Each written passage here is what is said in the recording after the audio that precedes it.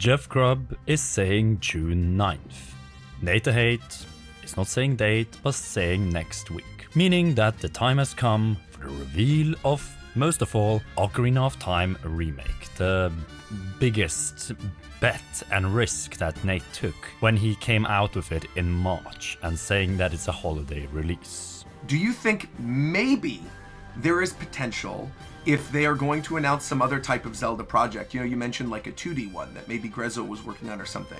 Do you think maybe there's potential to bring it back to basics and have some type of like top-down NES, Super Nintendo style, or even like Link's Awakening style, like the remake Link's Awakening style Zelda maker, where it's like a top-down Zelda maker that you can then share with your friends, make dungeons? They tested this out a little bit with like the Dampe dungeons, but I think fleshing that out into like a full-on Zelda maker could also be something I could see working for the anniversary that probably wouldn't take nearly as much development time as like a full-fledged new built from the ground up 2D Zelda game. It would literally be the development of the sandbox. And we've seen throughout the course of like the GDC talks they did with Breath of the Wild that they've already been experimenting for years utilizing that NES style with like the Breath of the Wild elements of like natural physics and that kind of stuff. So I'm almost wondering if maybe that could be the 2D Zelda game, is like maybe it's a Zelda Maker style project. Yeah, and you could have like 3 styles, the original 40 years ago. I don't think Zelda 2, because that map just wouldn't work the way it is. No.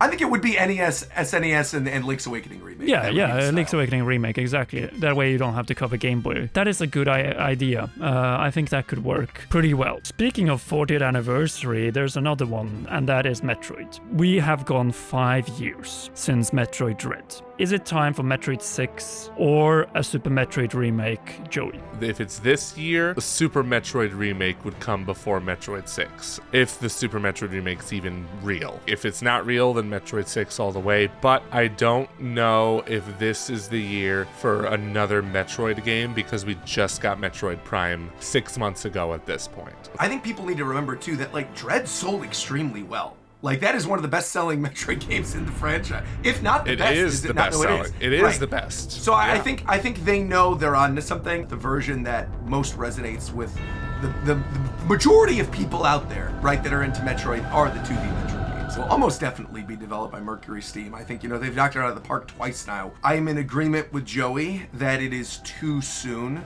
and that they probably are going to want to wait. That's like a year 3 or year 4 Switch 2 thing. Anything new Mario, because it's been a very long time since Luigi got his time to shine. That game needs to have a 4th installment. Question is, are we getting it this year? Because what Nate said was clear. It's not a year for new 3D Mario. Do you think Luigi's Mansion 4 is taking center stage as one of the big new games this year? I've been saying that I thought Luigi's Mansion 4 made by Next Level is going to come this holiday. Looking at the lineup that they have and looking at how they've been like spacing out releases, I actually don't think that's happening anymore. But I actually think what Nate was saying about 3D Mario not being this year doesn't necessarily stop a teaser for 3D Mario, because again, you look back at those Nintendo financials, you look at the situation they're in, you're looking at this hike increase. As much as I am not as big of a Mario fan as like the majority of other Nintendo fans, I can still acknowledge like 3D Mario is that thing that gets a lot of people talking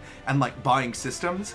And I think even if it's not releasing this year, I truly think this closer has to be a GTA 6, Ocarina of Time, or like 3D Mario level thing. And if we're to assume that the Ocarina remake is part of like a Zelda's 40th thing that maybe opens the Direct, and there's not GTA announcement in this at all, I do think that the closer would probably be the teaser for the next 3D Mario, with the caveat that like this game is clearly coming out 2027. 3D Mario is like the Nintendo GTA 6, right, if exactly. that makes sense. No, it totally is. It's like is. the most hype. Like, the fact that it's been this ridiculously long since a new 3D Mario is crazy to me. So that's kind of like going to be their break glass in case of emergency kind of situation. Exactly. So yeah, maybe they would make an exception and show this game off like a year ahead of time, or unless, I don't know, maybe this 3D Mario game is coming out like earlier than holiday 2027. Like maybe it's a spring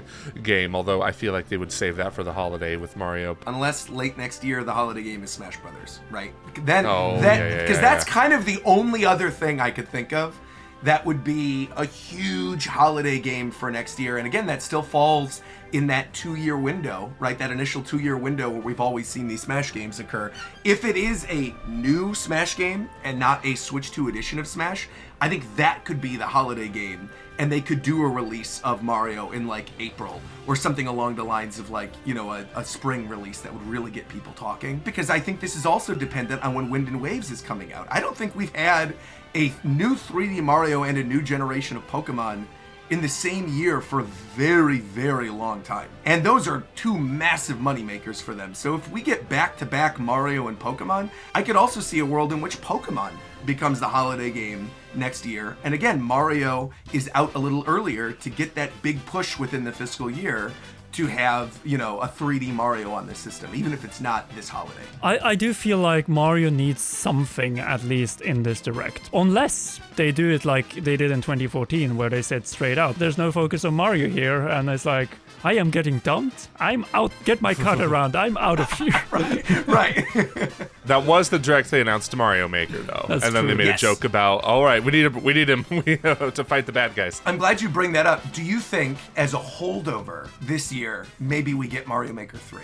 Because that's been talked about since the Switch first got it, you know, Switch 2 first got announced with the mouse controls. We were all like, hey, Mario Maker would make a lot of sense and would be a good little middle ground while people were waiting for the next game. And they had a whole dedicated Mario Maker segment. That was one of the best parts of the Mario Galaxy movie. Especially with Takashi Tezuka retiring this summer.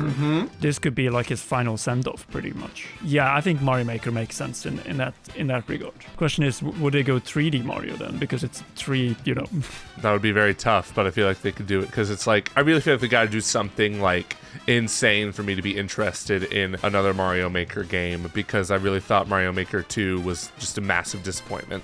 That covers Mario. Splatoon Raiders needs a final push before the July release. Out of other games, Switch Sports makes sense. Resort has been demanded for a long time. Then Fire Emblem Fortune's Weave. I really start feeling that this game is September. It just fits, like getting started with the more, let's say, serious part of the second half of the year. You have this game, and then you get towards Ocarina Remake and whatever other new game you have. It could be also a new game from Monolith Soft. Of course, they like to maybe take a little bit more time with it, but it's been a long time since they had a brand new game. 4 years. Is it a new Xenoblade, or is it something brand new, finally doing that new IP concept art that we have talked about way too much and nothing has ever come from it? We started speculating on that concept art pre-COVID. Yeah. That's what we've been doing, prediction discussions on that concept art before we even knew what COVID was. So that's how long we've been in this. I hate to put this out in the ether, but like I think we might just get like Xenoblade 2 Definitive Edition or something.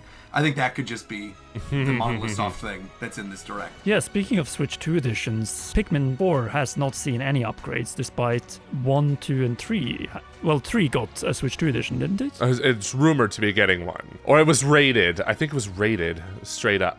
That's still so weird to me that Pikmin 3 Deluxe is the one that's rated, when, like you said, Pikmin 4, they would absolutely do like a Louis campaign as the add-on for the Switch 2 edition. And so the fact that we haven't gotten this after all this time, and they gave us that like free update last fall with like the decor Pikmin in the game, I am wondering kind of what they're waiting for. The same could really be said about Skyward Sword HD as well. It's a game that Yeah. could easily be turned into a Switch 2 edition or just a free upgrade. So you have some goodwill if Ocarina of Time Remake ends up being $80 physical. What about Smash then? How about this instead? Strap in, people. Strap in. All right. There has never, since this franchise has been released, ever been a first 2 years of console launch without a Smash game. This is happening. Regardless of like, oh, Sakurai's been working on Kirby Air Riders though, there's no way. Oh, you know, he said Ultimate's the last one. You're wrong.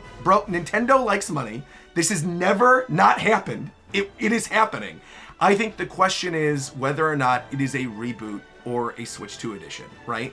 If it is a Switch 2 edition, I could very absolutely likely see this getting announced during this direct, right? Where they're like, hey, we're going to pull a Mario Kart 8 Deluxe with this, where we get a Challenger Pack type situation, similar to what we had the Booster Course Pack for Mario Kart 8 Deluxe, that maybe they go, hey, we're announcing a Switch 2 edition of Smash Ultimate. I think the thing you tack on as like the new mode, very easily Smash Run, right? That's like the big thing missing. They could easily make a giant push for Smash Run or some type of adventure mode, and then maybe add like an additional 6 characters, and then announce, hey, by the way, we are going to be pushing new character packs for the next like 2-3 years.